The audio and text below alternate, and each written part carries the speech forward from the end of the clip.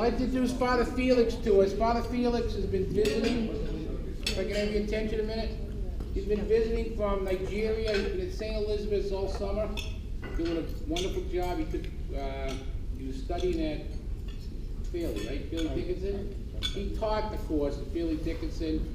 He's doing all kinds of math. Let me tell you, the priests at St. Elizabeth, they have it all figured out. If they have a visitor coming in, they make sure they get amongst the parishioners, because they schedule this guy for like every mass every day. On Sunday, he's doing 2 masses. He's doing a wonderful job. So I mentioned to him about a month ago, there was in the Rotary, maybe he'd like to come to a meeting. He said, well, he knows the Rotary pretty well. He's going to tell you about that. And that he has a water project he does in Nigeria. So we're really happy to have him. He goes back next Wednesday. He's going to go see the Pope tomorrow. He's going to go to Central Park. He got a ticket. He's all excited. So without any further ado, I want to welcome Father Felix. Good morning, everybody. Good morning, Father. I just wish to start with a note of thanks to Ross, the President, Peter, the Vice President, of course, Tom, who actually just introduced me, and to the members of the Rotary. I'm so happy to be here this morning. Because of the time frame, I had actually prepared over 30 slides, but it's going to be now, maybe it's going to be like maybe 9, 10, or 12. Yes, he introduced me. My name is Father Felix. This is my 20th years anniversary in the priesthood. I was ordained a priest when I was just 25. And last August, 12th of August, 1995, I was ordained a priest. So I just celebrated 20 years of my priesthood. And for over 20 years, I've been involved in myself in teaching in the colleges, working in the parishes, and more importantly, doing what I love to do, that is promoting the delivery of a good education, and of course, making the world of children in Africa, especially in my own village, a better world. And I want to tell you briefly why I began this organization called One Hope Children. When I was a little boy, 10 years, my father, who had worked in the coal mines, died because of the black lung disease.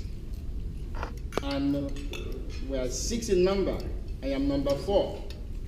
And so my mom would go to work, menial jobs, and pay for the school fees, the tuition fee for the first one, the second one, the third one.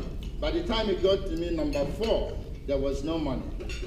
And so I was sent back home because of tuition. It happened when I was in the primary school.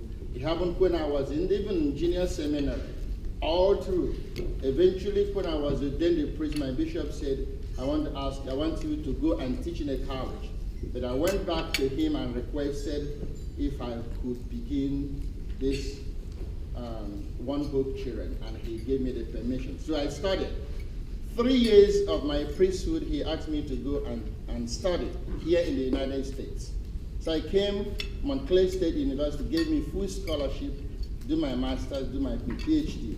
After I finished that, he actually told me to go back to Nigeria. So while I was here in New Jersey, I worked in Jersey City a couple of years. And before I left, this is what I was given by the mayor and the council, right here. The mayor and the council gave me that as a recognition of what I did back in Jersey City. And so when I went back, I began to pay more attention to the things that I needed to do. One of them is, of course, scholarship for the kids. And why am I offering this scholarship? Because I want to look back. The time when I was growing up, I was sent home because of tuition. And so I told my bishop, I really want to do this. See that there are so many kids who, if no one would intervene in their life, they would never study, they would never go to school. And many of them who are willing to go to school, many of them who are intelligent. And so we began to look into how to help them to go to school. But more importantly, I want to show you. Here is Nigeria. Peter, who was in Nigeria, no. Here is Africa, and there is Nigeria, and here is Enugu. He has been there too. And here are my people.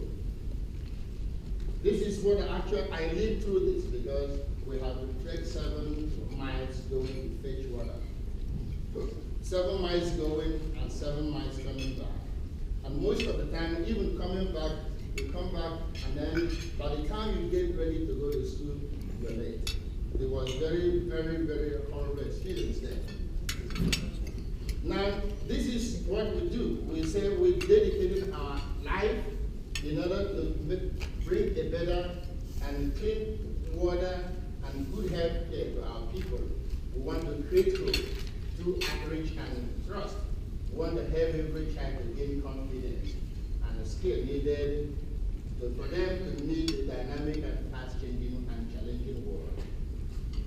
Now, a couple of years, because our focus was on water, somebody actually gave us a little money, but the money wouldn't do anything other than this. So we erected this as a reminder.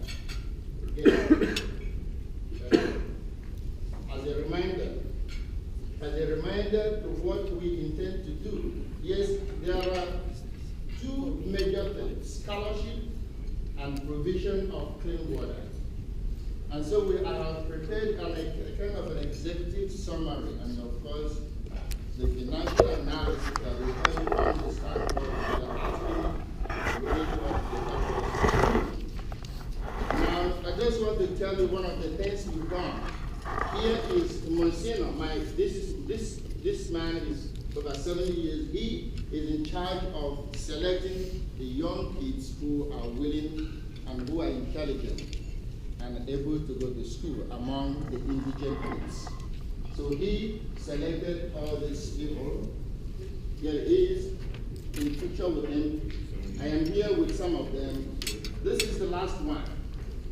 This child lost her father about 7 years ago. Last year, she also lost her mother. I know she has no parents at all.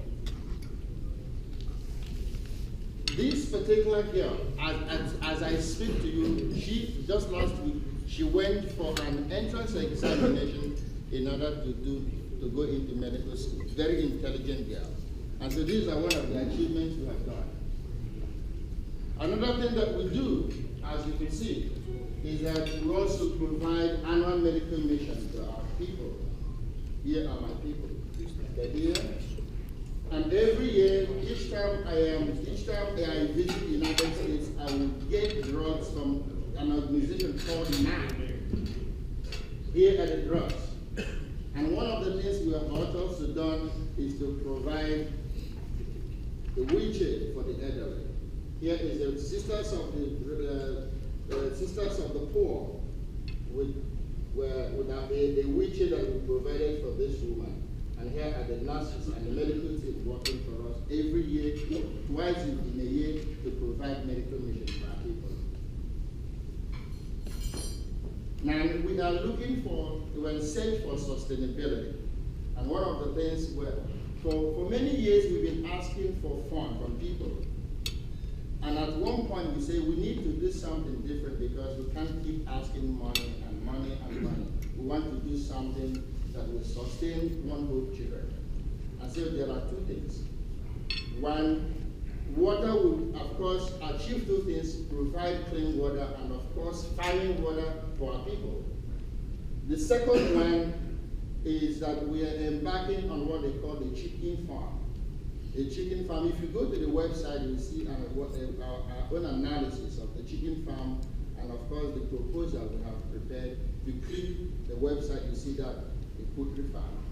We are trying to do this because if we establish a poultry farm and if we have a drinking water and then, of course, the farming water, that is going to help us to continue to generate some money, offer jobs to some people, and of course stop asking money every year to people to help us do this. Because I tell you, for how many years now, for over 3 to 4 years, the Archdiocese of Newark has been giving one group children 1 or 2 or 3 parishes every year to go and preach. This year, actually, I was at the Immaculate Conception in Mawa, and then at the St. Philip's in Saddlebrook. 2 of them, they gave me these 2 parishes to go and speak to them about what we do, about one group children. And we can't keep on doing that. We need to do something that will project one hope, sustain one hope in the future so that we can continue to do our mission. And this is the poultry farm. This is the proposal you will see on the website. This is what we already started doing. And but we want to do it in a bigger way. But we can't do this without, first of all, water. We can't do that with water, which is more important to us. And we can't do it without water, and we can't do it without the help of people like you. Now, because of the time, I don't think I would need to go on and on. I just want to give you information for what we do. And then finally, to thank you for what you, thank Tom for inviting me to speak to you about One Group Children. Now, Gail Novido, who is my friend, I met Gail about how many years ago? 7 years ago in Jersey City. She's one of the members of I may call it one of the American board for One Group Children. If you go to the website, she's there. So she has actually distributed what we prepared for water. And I'm asking that you put consideration to what we're asking you to help us to do in order to continue our mission promoting and helping our children in Africa and Nigeria in order to go to school. This is what I have for you. Thank you very much. Thank you, Father.